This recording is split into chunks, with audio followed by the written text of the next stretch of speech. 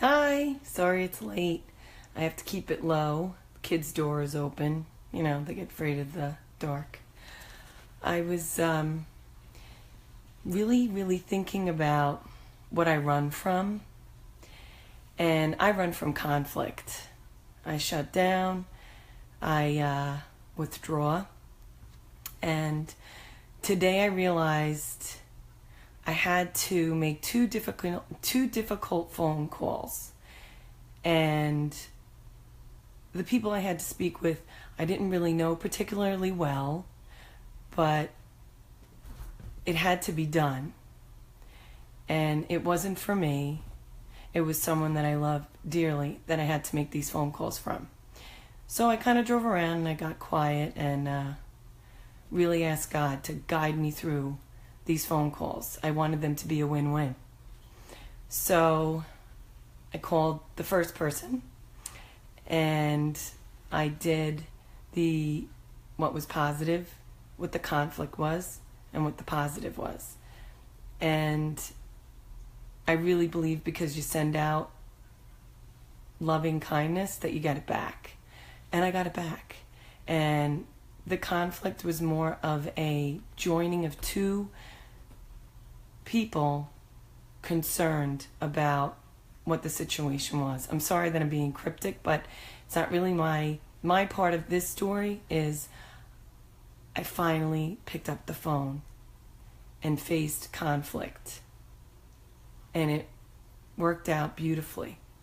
And I think most conflict can be when you go into it with trust, faith, hope, and charity.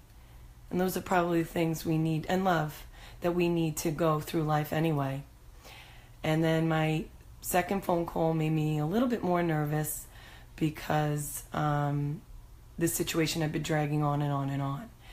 And happily, that went really well too. I think when you come from a place, there's Peggy, hi Peg.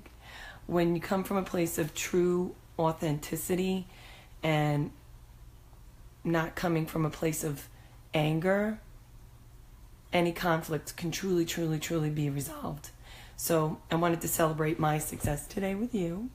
And I think it's important, especially I'm in my late 40s, to go back, I don't know, maybe start from when you're 12 to 22, 22 to help me math teachers, 33, then 33 to 44, and write down your successes in blocks of decades.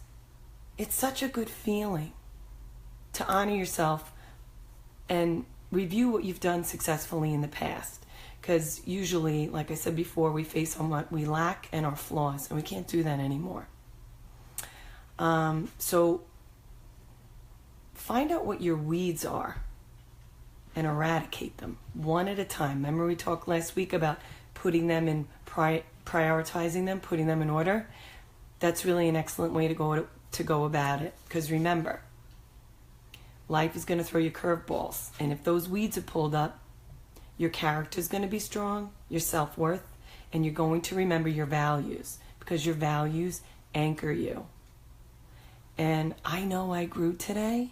I know I evolved today. Sounds like two baby step things. By calling and handling a situation where I truly avoid conflict. Now I can say, hey, no I didn't. I took care of it. And I honored everybody involved. And that really felt great. Felt liberating. I wanted to share with you something I wrote. So here it goes. It's called The Way Out is Through the Way In. When you finally wake up and realize today, this moment is all you have, when you accept where you are and not where you've been or where you are planning to be, when you stop comparing yourself and begin accepting yourself exactly where you are in this moment, when you let go of the shame that has been holding you hostage and shed the layers of pain,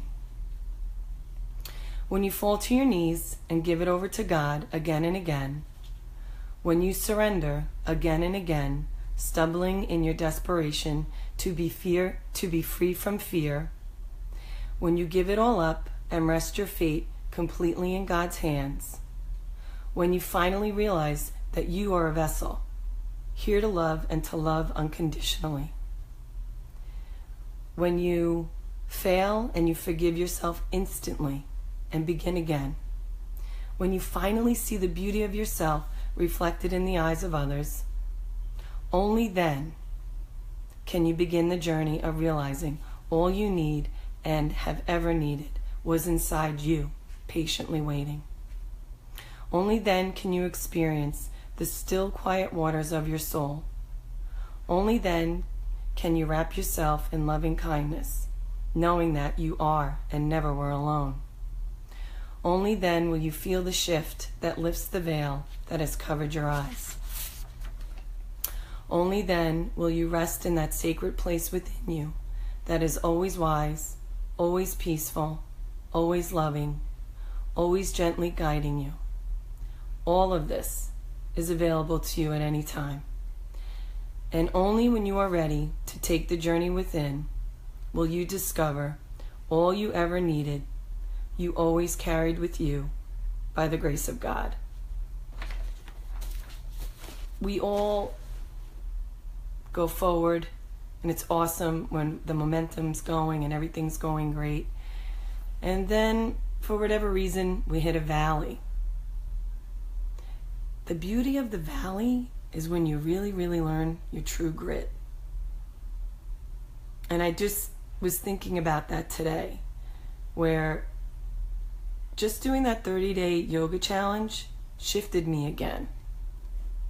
And I'm so thankful I did it, because self-care, it's where it's at. And I'm thankful that I supported myself, that I was creative with the yoga. And I'm starting, well, I'm on tomorrow's day 6 of a different yoga. It's called Yoga Camp with Adrienne. I highly recommend her. She's just wonderful. She's on YouTube. So that's all I have for tonight. Thank you for listening to what I wrote. And you are all truly blessings, and you give so much light and love to everyone you meet. Know that. Know that. You are so appreciated. And please, appreciate you. And when you're in that difficult spot at work, in a relationship with a child, family member, find something to appreciate about them and just send them love, as I send you love. Good night, my loves. Mwah.